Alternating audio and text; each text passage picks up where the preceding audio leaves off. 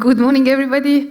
Very happy to see you all here, to see you through the camera, perhaps, as well.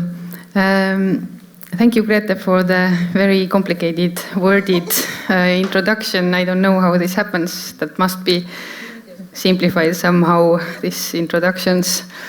I am just a scientist doing the work in the field of ecology as well as I can.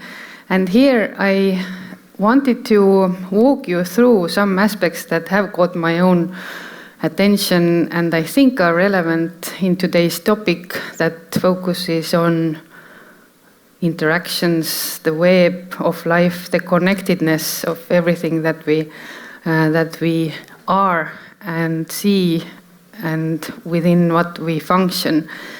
So this journey or these aspects that I bring out might not be directly with examples from below ground, but sometimes they are. But I want you to remember that all the aspects that I bring out will reach below ground as well. They hold connections above ground to us, to everybody, to all the animals, to all the fungi, all the bacteria, all the plants, because they are all interconnected.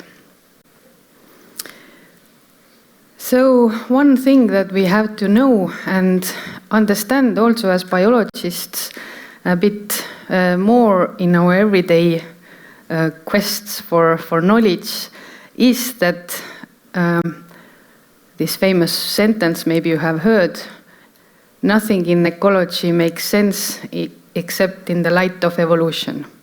Sometimes we as ecologists also forget it. We look at the snapshot of time and try to make sense of that based on our own current understanding and of the world and current visual of the world. But at the same time, we need to every day, by looking every data, remind ourselves that actually our world and the living world around us is very old. It is so old that we can't comprehend. We think in the terms of 100 years, maybe 200, maybe 6,000. But the same species we share our planet with right now are and have been evolved over few millions of years. And they have formed these interactions that we have discussed, that we will discuss today and have discussed yesterday, also during these millions of years. When we make our research or we think of landscape changes or the patterns that we see in the surroundings, we think of a very tiny snapshot of time. So here are the millions of years where our species originate from, where they have come to meet us. This tiny red line here is Holocene, this period during which we humans have thrived across the world and have shaped the world ourselves. This has only lasted 11,000 years or so, compared to, let's say, few millions of years and actually tens of millions years evolution behind us. This is just a tiny snap of time. Moreover, within this thousands of years where we have shaped our world during the Holocene with agriculture and with our widening impact on the world, over these years, only past 100 is such as we see nowadays. And the impact that we put on the nature nowadays is something that we cannot transfer back to these millions of years. Or moreover, to rephrase it, in order to understand what these species not say want, I don't want to say want, how these species live, what do they need, with whom they interact. This is a process that has been shaped over millions of years.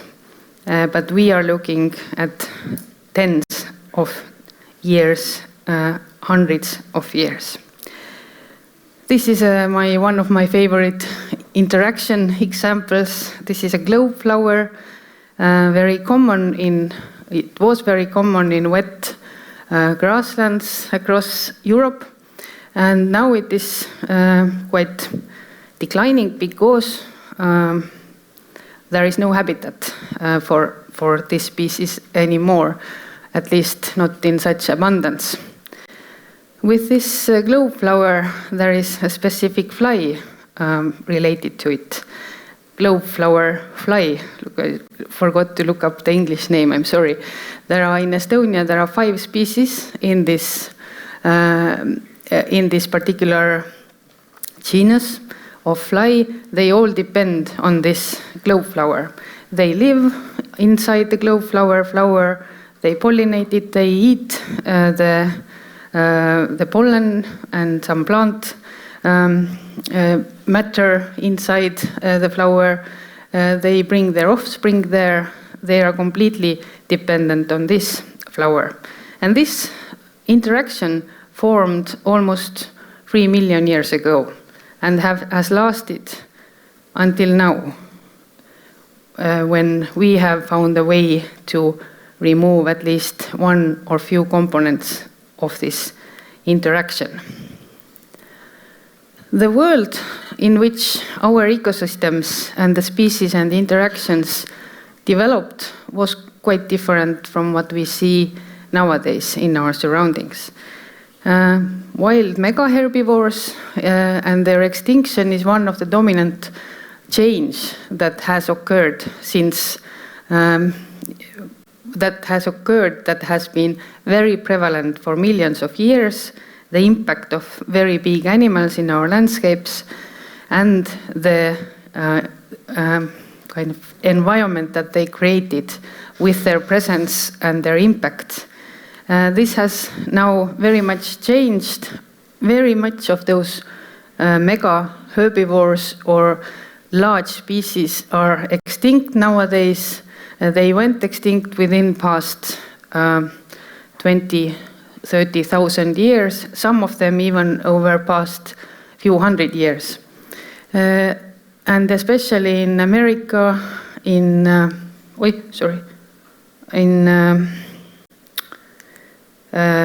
Eurasia, in Europe, in Australia, there are many extinctions in those around those animal genera. And the common pattern is that everything that is larger than human tends to disappear or has tended to disappear in the history. In Africa, it has been the extinctions have been a bit less because it is hypothesized that these species have evolved together with humans and were more knowledgeable of our threat than those living in America and in Europe. What I want to point out is the completely different and very diverse environment that those big animals and their predators and everybody who was related with them brought to the landscape. These were very hyper diverse landscapes also for the soil biodiversity because of all the dung relationships, the decomposition of the carcasses, the dung of the animals, the micro habitat creation via grazing, via trampling and so on. The impact was very, very large. And the different interactions that formed over those millions of years were also related to this dominant force, the ecosystem engineers of these millions of years. We can talk of the parasites, the predators, the plant defense systems that developed to counteract the impact of those animals. And we definitely know that together with those animals, also a large range of other species that are much smaller and much harder for us to assess their historical abundance, went extinct as well among many, many species groups. We also see nowadays a lot of anachronisms that have remained because of this evolution with them into our nowadays life. There are many very, very simple examples. For example, many fruity big fruits are big fruits because they are evolved to disperse with those animals, which are now missing, or the trunks or the leaves that are thorny that were also evolving to counteract the impact of those animals.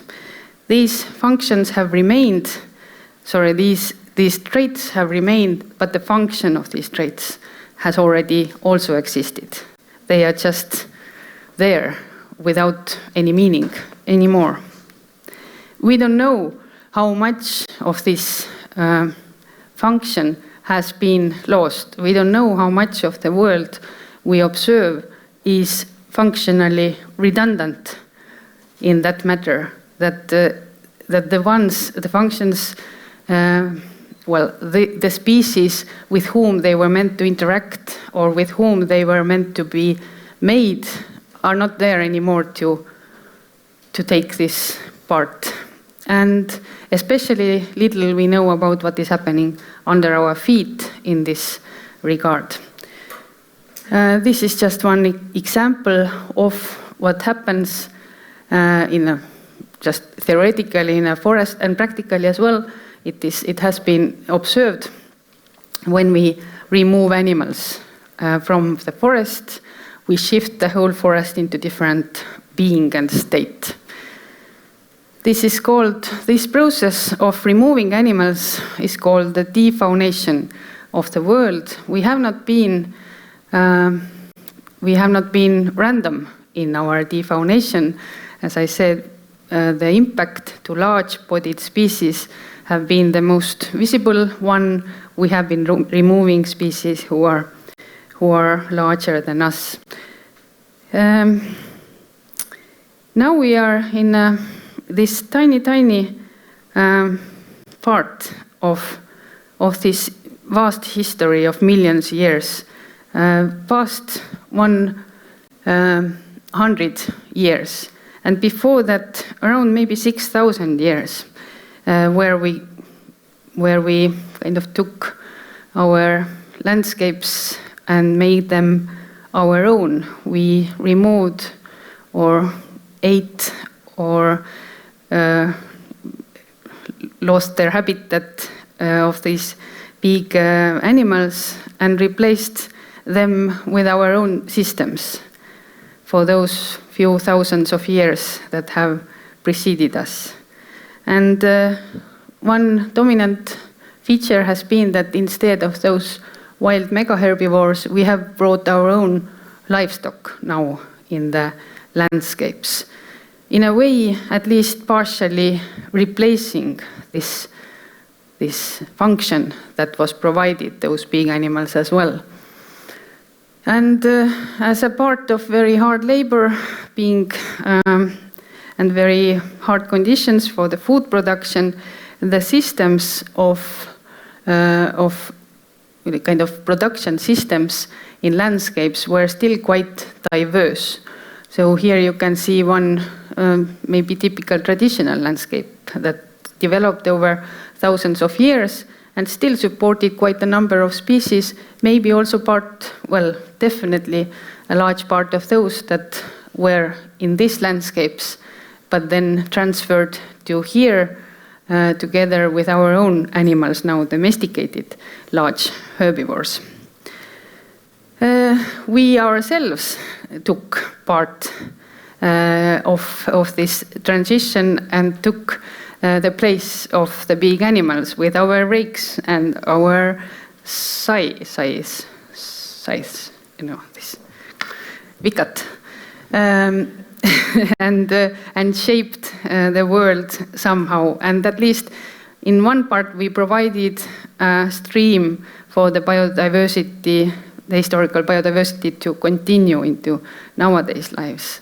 And at the same time, we also provided a filter for those who are not capable of coming and being in these kind of landscapes.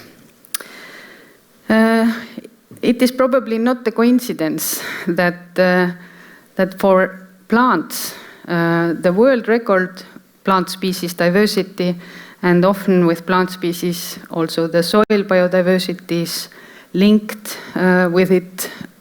Well, not often, it is linked with it. Sometimes there are, and often there is a positive relationship between those. And it is no surprise, thinking of these millions of years of history, that the most species-rich ecosystems in the world regarding plants are tropical rainforests and grasslands in any kind of world part, especially in temperate regions. But just the scale in which we look at this biodiversity is different. Here are world record holders in tiny scales, 1 by 1 centimeter to 10 by 10 centimeter, which is around this size, to 10 hectares. And these gray dots are tropical rainforests, which are world record holders in the scales more than 10 square meter, whereas all the green ones are grasslands, which are world record holders in tiny, small areas, less than 10 square meters at least. And here in Estonia, you can find two locations. One location actually where there is a world record of plant diversity in such scale. It's in Western Estonia. Apparently, according to scientists, you can't find anywhere else a place where you can put your hand down and have more plant species under your palm. Anyway, these grasslands are legacy of wild herbivores, big herbivores, and then our own rakes and skies of that time. And the legacy of insects, of plants, of soil biodiversity, we see it until now, although grasslands have become very rare. This is a sample from the pile of hay in the grassland system. All the insects, all the plant material, every imaginable life form is, well, not every imaginable, in tiny measurements is present in these systems. What we have done with these historical landscapes now over the past 50, 100 years is that we have taken ourselves and our animals also now out of the landscapes, out of the world. First we took the animals, the big animals, now we took also the substitutes of these big animals and put them into inside places of barn houses. And we see that pattern in the loss of species and in the loss of habitats. For example, the same grassland habitats that is behind here as a picture, you see that this is a typical pattern across all Europe. This is loss of grasslands in Estonia, where we had actually 1.8 million hectares of those habitats only 100 years ago, but nowadays around 100,000 hectares is left. You can calculate the magnitude of the change. Especially big is the decline of wooded meadows, which was typical to Baltic Sea region, where people made hay in the forested, a bit woody habitats, that there were shrubs and trees, and then they made hay in between. And this was probably most simulating the very historical evolutionary landscapes that we have. We have lost wooded meadows almost completely everywhere. We don't even have them in the memory, although they were super abundant 70 years ago. And this loss of memory, this is what you can think of. How we can forget so quickly. We have there has been 1,000-fold decrease in the area of wooded meadows. So we looked at 3 million years, 2 million years, then 6,000 years, and now we are in this segment of past 50, 70, 100 years, where we have gotten a heritage of these systems and very effectively turned them also into something like this. So we are in a new era again of change in the world. We have completely changed the filter for the species to go into the future. We are making a very, very active evolutionary kind of selection here by changing the environment for the world. So if we go back to this row of changes, then millions of years, thousands of years, and a complete change in past 100 years. This is visible. This is visible in the patterns that we see, and for everybody it is visible in the media, in the messages about the biodiversity condition, that we have put a big change upon our nature. This is the kind of the Anthropocene pattern of what we have been doing and what we are doing now. So we lost those really, really big animals, really big. Those went extinct quite a while ago, and they were really large.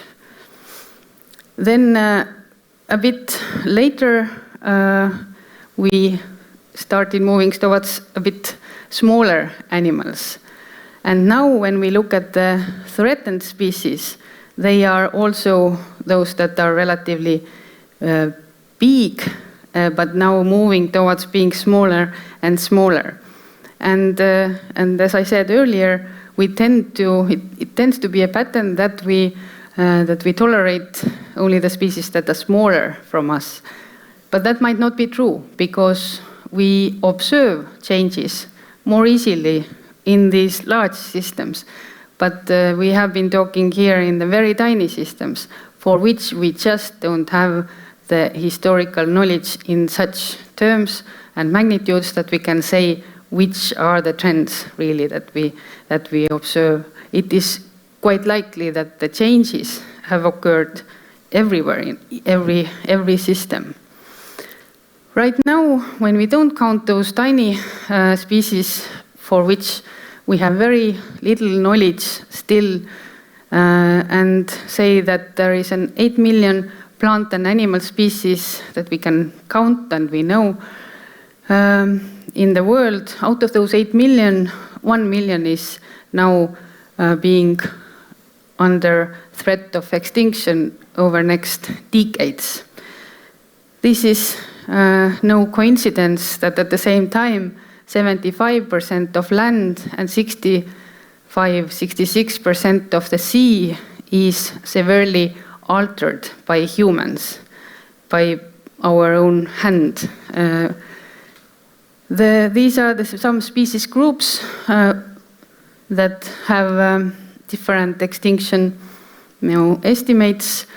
Amphibians are very threatened across the world, and the least security or kind of confidence have we in this number of insects. We have not described all the insects. This is very wide and very diverse group, and it is an estimate that around 10% of those is likely to be extinct. However, the changes still continue. Here are the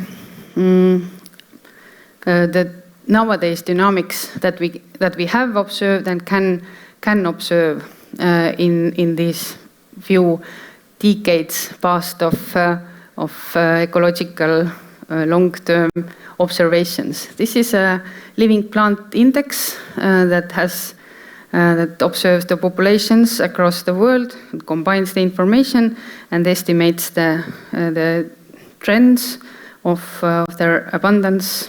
And this has decreased. Severely over past decades.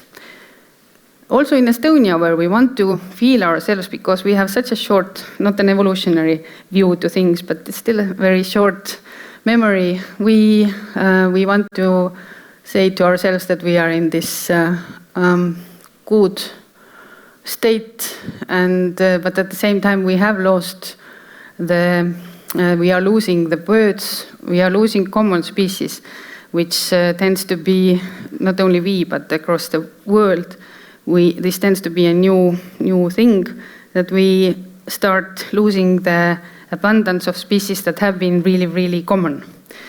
And now we are losing the farmland birds, at least we observe it, forest birds, sorry, this is a bit in a shift, but here is a 50% loss. We have lost 50% of farmland bird abundance. This is a population index that takes into account several aspects. And when considering that 1990 was 100%. What that means is that when you go to forest in Estonia right now, you will have a much quieter choir of birds when you had in the 1990s.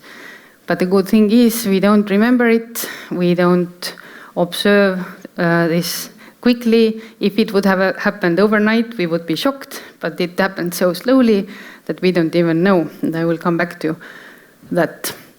Also, there are some very worrying signs from across the world, from Europe, about insects. This is the loss of the very shocking study that came from Germany a few years ago that showed the loss of insect biomass in nature conservation areas over past 30 years, and the decline had been more than 75% over this period. More studies made. This is over past 10 years. Also in Germany, very extensive study that showed that over past 10 years, the insect biomass declined almost 70% in existent grasslands. This shows something that is systematic and very kind of threatening or dangerous. The loss was more severe when there were more fields and less grasslands in the surroundings, and it was less severe when there were more grasslands and less fields. And there is also this windscreen phenomenon that, contrary to what is known, it is actually also studied. And there is one, not only our observations by ourselves, but it is studied in Germany, in Denmark, in a very cool study where different car marks,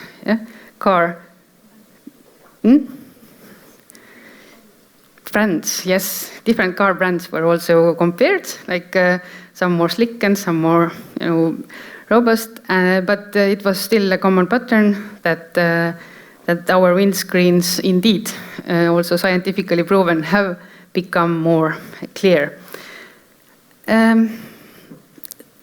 I wanted to introduce also, lastly, a term shifting baseline, which hinders us seeing these patterns in our world. Not only that we don't know evolutionary patterns, we also don't notice what has happened over past decades because of this shifting baseline. Here is a study made in asked from the fishermen, and depending on when the fishermen were well, not fishermen, when the people were born, how much they have observed the change in the nature, how many species do you think are threatened? And the earlier you were born, the more species you thought were threatened. While you were young, you just didn't know that there were also different species beforehand as well. And now we tend to accept the situation that we currently observe and have forgotten the abundance that has happened. And this is also common for scientists. We tend to normalize our own perceptive time and ignore or not know or not value so much the knowledge that we have not observed and seems absurd to us. For example, the sentence, "the seas were full of fish," means nowadays that there is quite a lot of fish, but actually it might mean that the fish is so abundant that they are literally everywhere, but you can't imagine it. For you, the sea is full of fish means something completely different and quite a poor state. So to finalize and to kind of give a bit of an uplifting note in this, we also can use this shifting baseline, the normalization of what we observe, to bring on a positive change. What we need to do right now is we have to protect what we have. Really, there is no question in that. Everything that we still have, we need to make sure that it lasts. And then we have to start restoring what we have lost or degraded as much as knowledgeably as possible. So one way to do it is really look at the world with different eyes and start normalizing the abundance of life around us. Rewilding is one of the concepts under ecological restoration, which means the recovery of the world that takes this evolutionary aspect also into mind and thinks of all those lost interactions and how to bring them back, and whether by bringing those back we can also secure the loss of those insects, birds. We can secure and reverse these losses, because the reason why they are losing, why they are declining, is that we have removed their necessary web of life. And the restoration does help. It is possible. We know how to do it. For example, here is the grassland restoration after it has been plowed and been a field, and then slowly then returned back to grassland. Year by year, the interactions within these systems strengthen, they get more abundant. It takes time. It is very easy to completely rip the soil out of its diverse interaction web, but it takes time and time and time for it to recover. But it is possible once we start putting it on this route. So in order to really deliver for the future, we need to apply all these ecological aspects that are listed on top of there. We need to bring back interactions. We need to secure the interactions that are necessary. But most importantly, I think in this context that we discuss right now, is that we need to normalize prioritizing nature and nature's recovery, because it is so crucial. So we need to shift our minds back to abundance. So I will quickly go through, this one. This is the everyone's nature conservation is a topic that I want to advocate in Estonia at least, which means that we all have this responsibility and possibility to restore, to conserve, even with very tiny steps. Just like building a foundation or house, everybody can put the stone, or everybody can do something.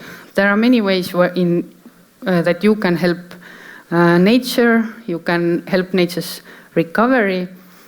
But I want to leave you with this sentence from Daniel Pauli, who was a fish scientist, and he has made some amazing TED talks about and written a lot about this shifting baseline and how much of an impact it has on nature recovery, on conservation, our ability to recover nature. And he has said that you can rebuild abundance if we set the sail towards this goal. But we can sustain misery, because what we observe right now is already a poverty. And if we make our task to conserve only what we have, then we are already losing. But we need to, put our mind into the future that is abundant. So thank you very much.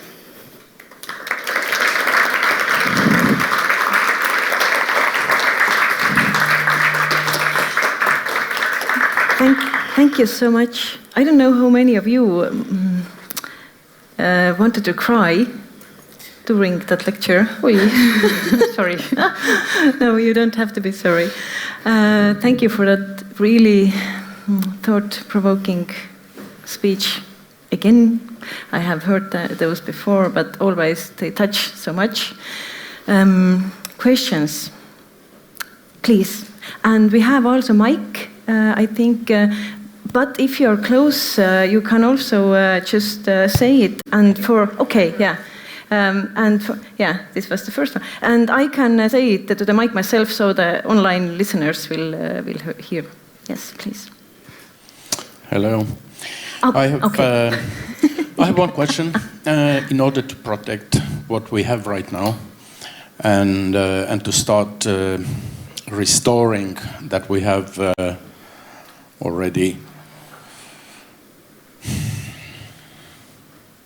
destroyed, I can see only one way for acting. It would be to declare a state of emergency in the well, we need a state of emergency globally, of course, because it's not big help to my mind if we are mending something in a small territory, but it is much easier to make these political decisions in a small country, for example, like in Estonia, to spread it in European Union, for example, and then go further and further. Just to declare the state of emergency, and also a kind of martial law in the fields of agriculture, forestry, and so on. But you have been active also in actively speaking with politicians. Do you think this is possible at all?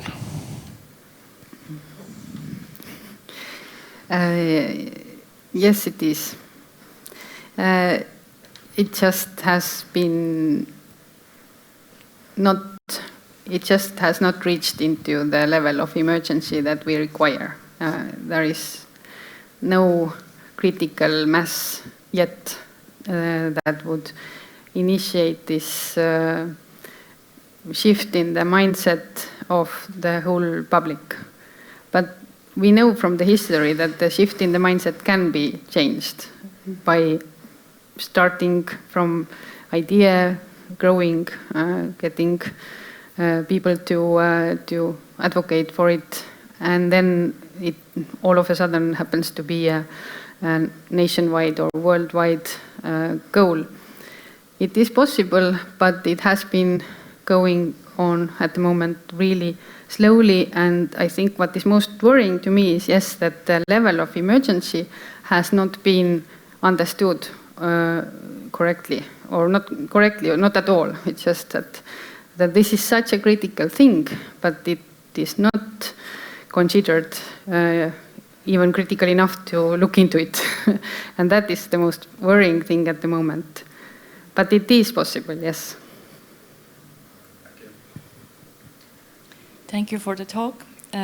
Something you said about having a quieter choir is the base of my question.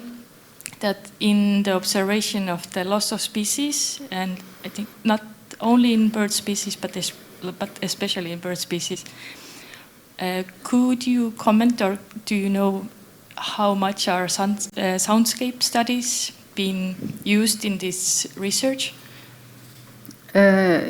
Yes, they have, but not very abundantly. This is emerging topic, I would say, in a scientific field, but it has a lot of potential, and I think this approach would also help to deliver the message a bit more clearly to people, because seeing just trends, this is not maybe so moving, but then really getting the examples and the real estimates of something that you can hear and then also communicate, then this is, I think, more powerful.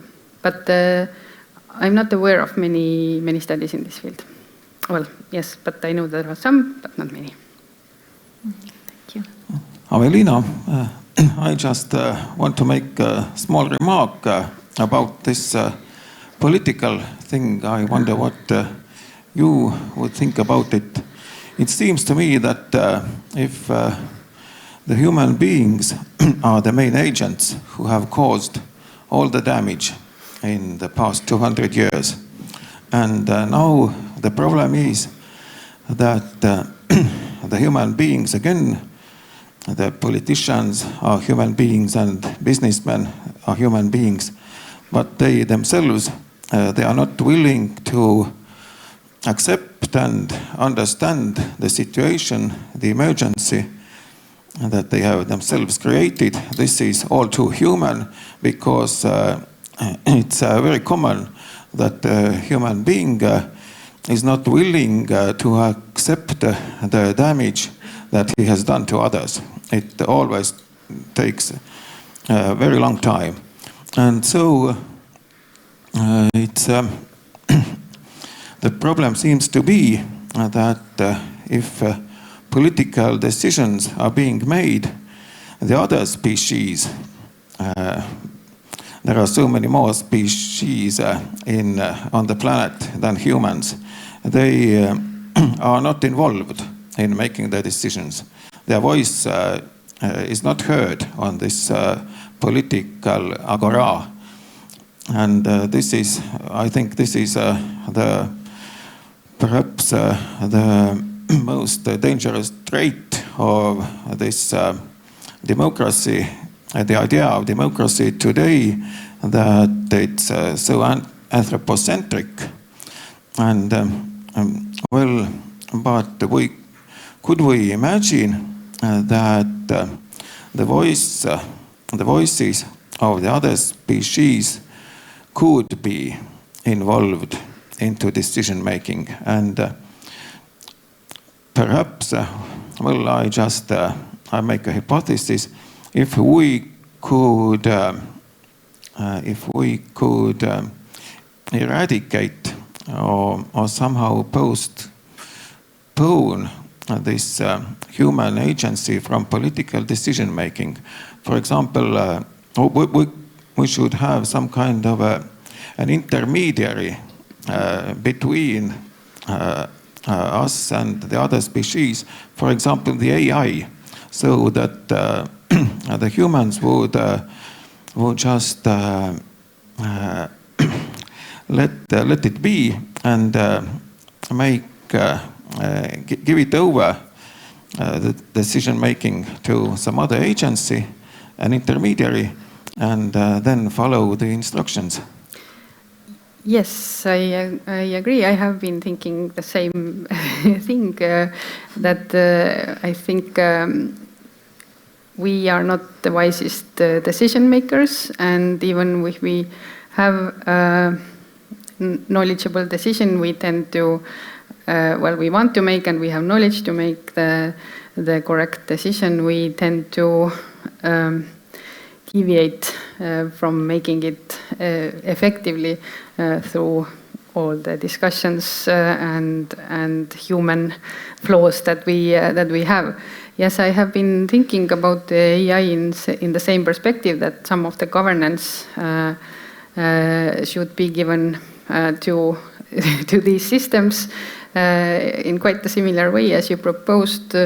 I think one potential way to start with it would be to have really regular democratic elections, but every party would engage into making the program based on the kind of these AI developed scenarios for the that would take into account the necessity to meet these emergencies as well. And in these elections, they give a commitment to stick to the plan. And they can have different paths, because we have different scenarios that we can take, or different paths that all lead to more sustainable future. So the parties can differentiate in between those paths towards the goal. And people can select which one seems more suitable to them. But the eventual goal would still be kind of sustainable and restoring way of being together sustainably with nature. And so the only promise that they have to make is find a good AI kind of the scenario, and then the only promise they have to make is to stick to it in their period of governance. So this would be the easy start, I would say, or one possible way to start. Giving, but I think that eventually this would be one of the solutions. Another solution would be somehow to increase people's what's the word? Alandlikkus. Humbleness. Yes, towards nature. How to do that? I think we might soon find out in our own hard way of being more humble. But it is actually what we want to avoid. These kind of life lessons is that make us knee in front of the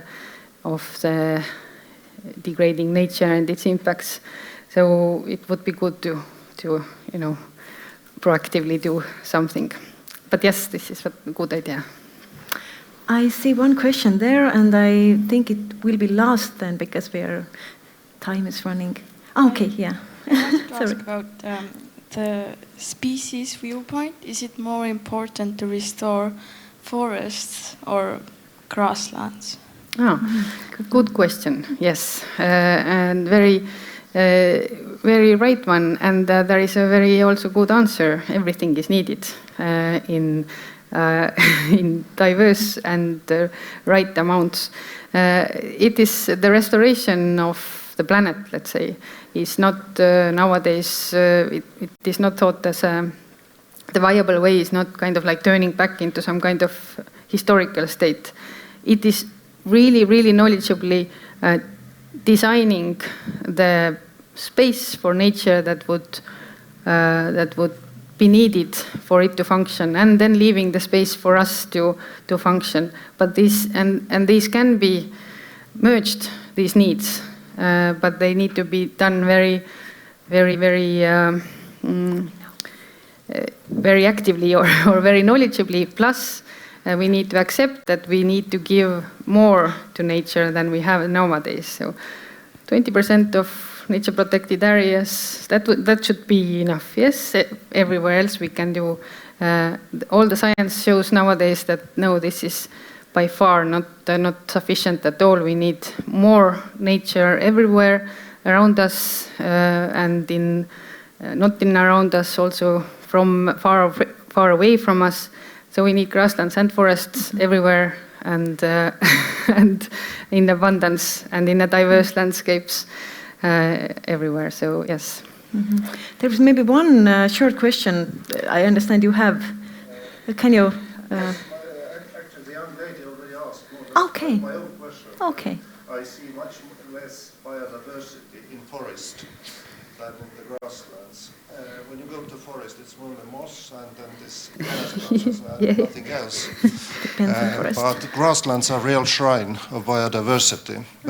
So your talk was very interesting from this perspective because we are only talking about fields versus forests, but actually it's grasslands that matter. Actually it is, if you put it into the context of those big herbivores in the past, like what kind of landscapes did they make? All the edges, all the trees that grew, that managed to escape the teeth, they grew really large and they fell over as being really, really, really old and large, like several meters in the diameter. And all the life that is living on dead trees that have fallen apart, these landscapes were completely different from what we see, which we nowadays, where we have this dichotomy or kind of, here is a forest, here is a grassland, here is a field, here is a city. It was, everything was everywhere, like patches of grasslands inside the forest, large trees together with bushes, swamp together with little hill, everything, yes. So this is where you see nowadays as well, edge systems are the most diverse. But anyway, your point of view is somehow contradicting with veganism. Actually, your proposal is to start turning fields into grasslands and put herbivores there. Well, I think what we need to do is really look how the nature functions and then start bringing those functions back. Nature does need big animals, and whether they are not necessarily in our animals that need to be there, they can be wild animals, and they should be wild animals. And we don't need to eat them necessarily afterwards. So the worst thing in the world is to stop a discussion, but I'm so happy that we still have Aveliina in panel. Don't go away, just a moment. I want to hug you and thank you. Thank you. And some books. And I hope we continue with those questions in the panel later. Thank you. Thank you so much.